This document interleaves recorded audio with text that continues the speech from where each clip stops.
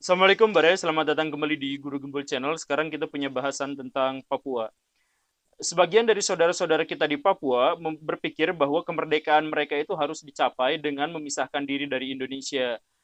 Mereka kemudian melihat dari sudut pandang sejarah, mereka melihat dari beberapa peristiwa yang menunjukkan bahwa Indonesia curang, dan seterusnya. Saya selalu berharap bahwa video-video saya itu adalah bagian dari solusi, bagian dari upaya rekonsiliasi untuk memperbaiki, untuk introspeksi.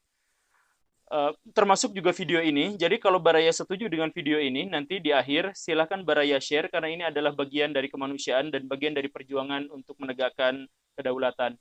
Yuk kita mulai.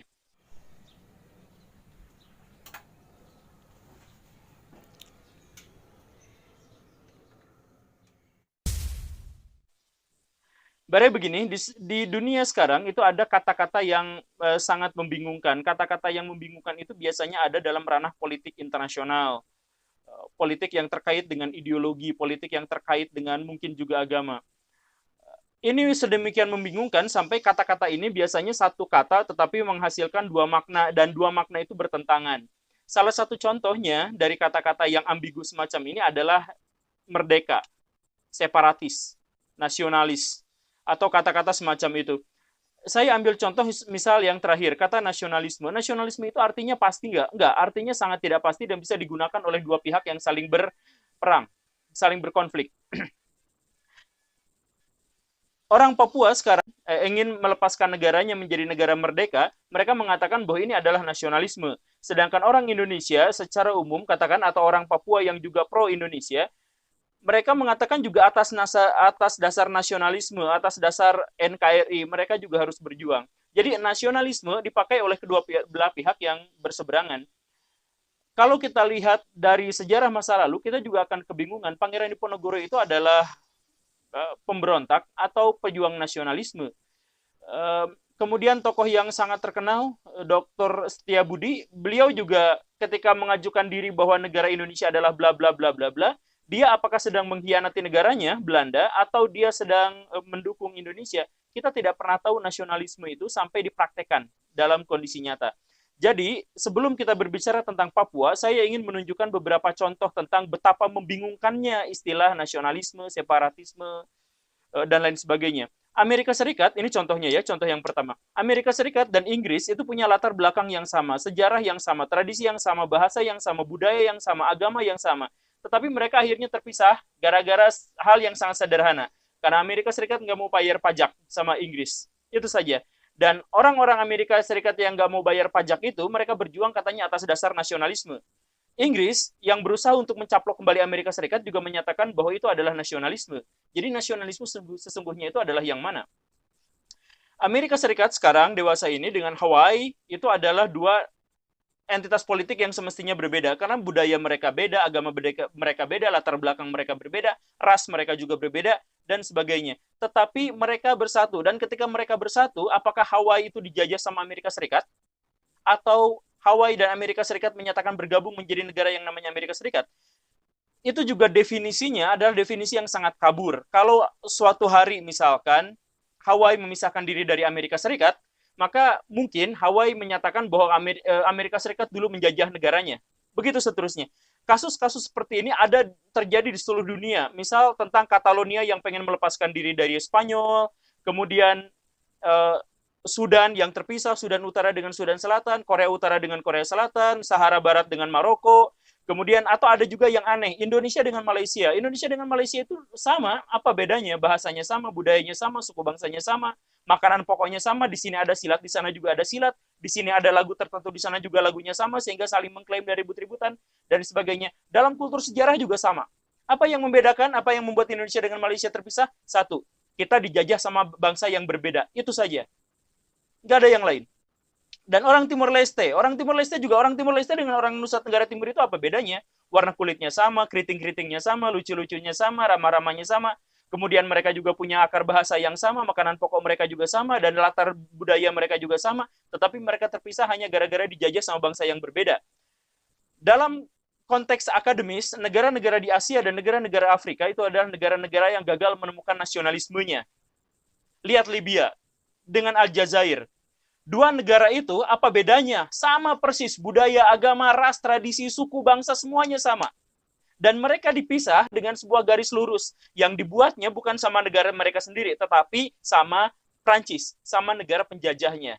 Kita masuk ke Papua. Papua juga, ketika kita lihat Papua dengan Papua Nugini, dipisahnya kenapa garisnya hampir lurus seperti itu, cuma ada gurat-gurat sedikit di sungai. Ditentukan wilayahnya seperti itu bukan oleh bangsa mereka sendiri, bukan oleh mereka sendiri, tetapi oleh penjajahnya. Belanda, sama Jerman, sama Inggris, sama Australia. Dulu mereka bingung, ini tanah digimanain, ya udah ini bagian saya, ini bagian saya. Seperti membagi-bagi kue tart. Dan ketika orang Papua sekarang yang menyatakan ingin melepaskan diri dari Indonesia gara-gara karena dulu kita dijajah sama Belanda, dijanjikan untuk merdeka dan sebagainya, kenapa referensinya adalah Belanda? Justru Belanda lah yang memecah belah orang Papua menjadi seperti ini. Orang Papua tidak pernah dilibatkan dalam membentuk negaranya sendiri. Kalaupun Indonesia katanya diremehkan gara-gara papera penentukan pendapat rakyatnya bermasalah, kalaupun setidaknya orang Indonesia sudah melakukan penentuan pendapat rakyat, dan itu sudah diakui oleh PBB. Sedangkan negara-negara kolonialisme sama sekali tidak melakukan itu. Mereka misah-misah aja sekenanya.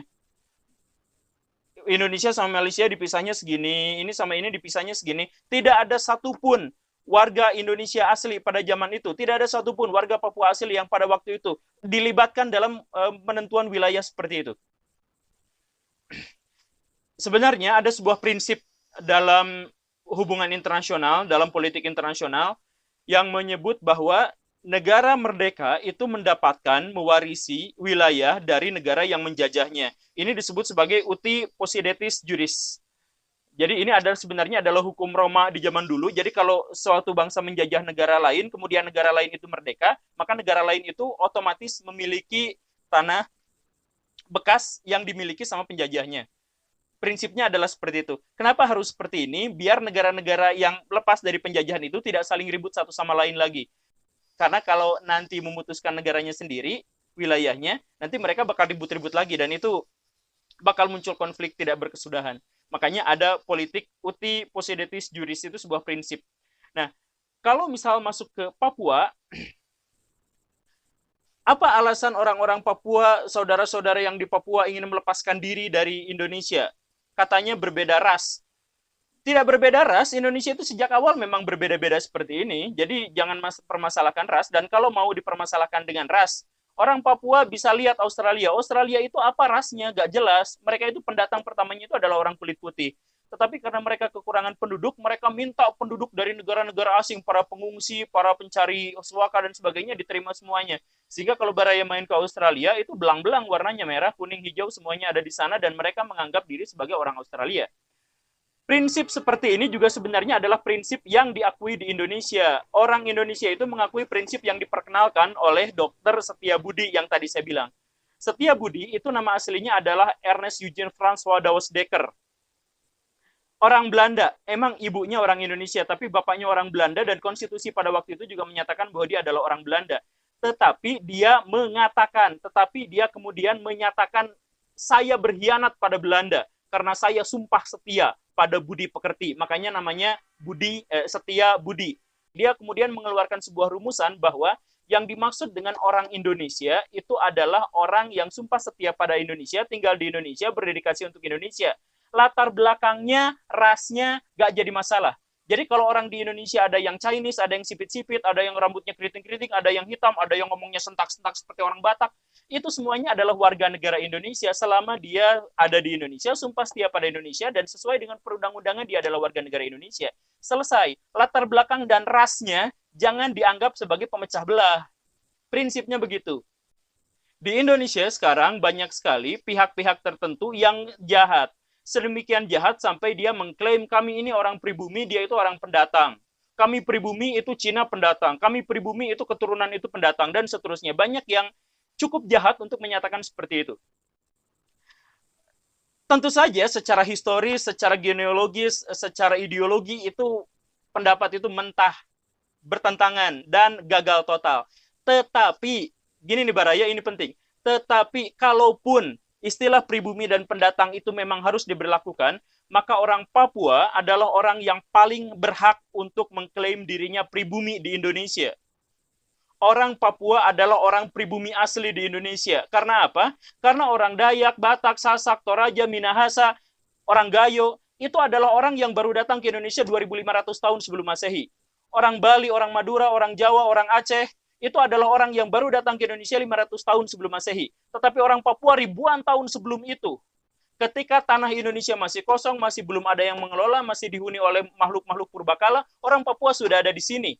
Dan baru pendatang-pendatangnya, orang Bandung, orang Batak, itu adalah pendatang-pendatang yang datang belakangan. Jadi kalau orang Papua pengen memisahkan diri, gara-gara mereka pengen mengurus tanahnya sendiri dan seterusnya, ini adalah tanah orang Papua. Kalau kita mau bahas soal pribumi-pribumian, ini tanah orang Papua. Jadi kita pengen mengurus, ya silahkan urusin orang Papua, urusin itu wilayah Papua. Atau sekarang juga pemerintah Indonesia kan memang mempersilahkan orang-orang Papua, gubernurnya orang Papua, wali kotanya orang Papua, polisinya orang Papua, dan seterusnya. Dan bukan hanya di Papua, orang Papua juga boleh jadi gubernur, misalkan di Bandung. Secara konstitusi kan tidak jadi masalah. Orang Papua jadi menteri kan nggak jadi masalah. Itu konstitusinya memang ada seperti itu. Jadi ini adalah tanah orang Papua, ini adalah tanah orang Batak, ini adalah tanah orang Bandung, semuanya ini Indonesia adalah bagian dari kesatuan yang tidak terpisahkan.